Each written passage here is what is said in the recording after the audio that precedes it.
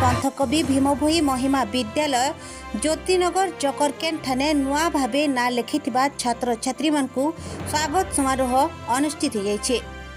इस समारोह रे मुख्य अतिथि भावे सोनू जिंदल, अतिथि भावे उमेश बाबू, मुख्य वक्ता डॉक्टर सरोज कुमार देवता, चकरकेन सरपंच अनिता रथ, गोविंदपुर सरपंच प्रफुल्ल नायक, प्रशासक पंडित पूर्णा चंद्र साहू, प्रिंसिपाल कार्तिकेय साथुआ, कॉलेज सभापति चुम्बेलाल भोई, संपादक रविशंकर प्रधान मंचासीन थिले।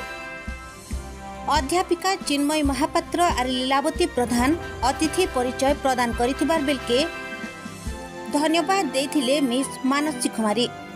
शेष के छात्र छात्री मानकर द्वारा रंगारंग सांस्कृतिक कार्यक्रम परिवेशन करा जायथिला।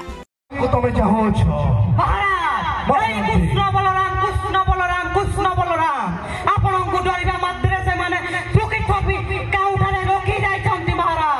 तेनु करी मुसलमान को वध करिबा को निश्चित करियति महाराज।